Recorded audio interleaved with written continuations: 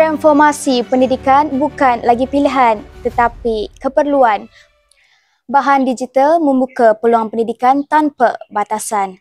Assalamualaikum dan salam sejahtera. Saya Ainun Nakibah binti Umar Hafiz, pelajar tingkatan 4 dari SMK Syed Hassan Sekolah Sukan Negeri Perlis.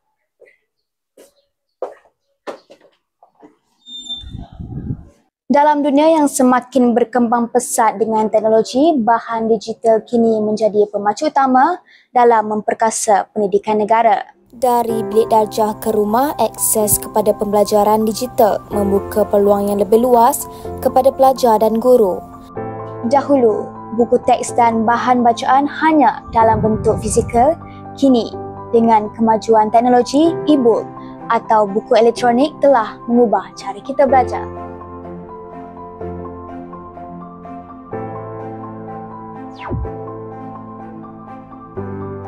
E-book ialah versi digital bagi buku yang boleh dibaca melalui peranti seperti tablet, telefon pintar dan komputer. Pelajar boleh membaca pada bila-bila masa tanpa perlu mencari buku fizikal di perpustakaan.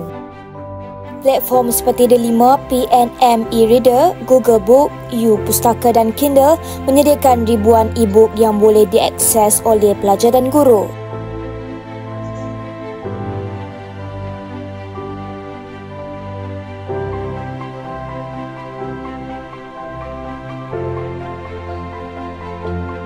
Kebanyakan guru di sekolah telah menggantikan buku teks dengan e-book interaktif dalam PDPC. Kajian juga menunjukkan bahawa penggunaan teknologi dalam pembelajaran meningkatkan kefahaman dan minat pelajar terhadap subjek yang dipelajari.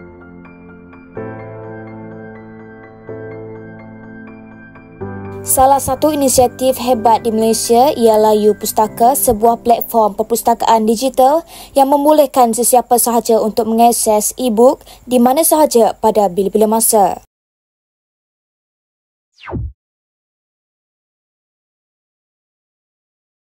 E-book lebih mudah dan cepat untuk diakses. Okey? Okey.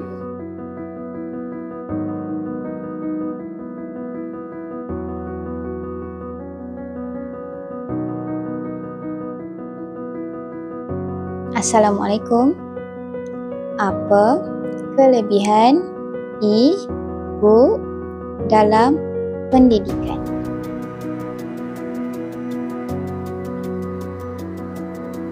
Terima kasih. E-book moden mempunyai audio, video dan animasi untuk kefahaman lebih mendalam.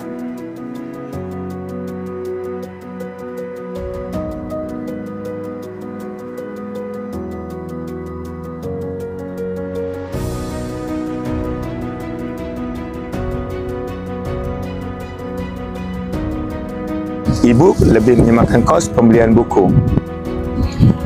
Ni.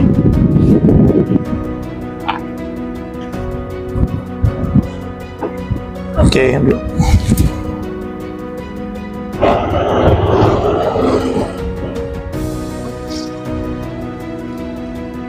E-book usaha ke arah mesra alam.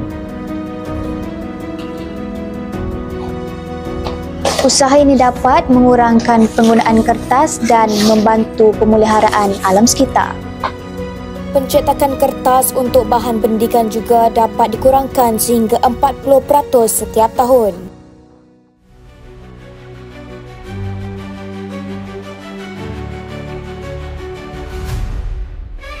Dengan adanya e-book, pembelajaran menjadi lebih mudah, menyeronokkan dan berkesan.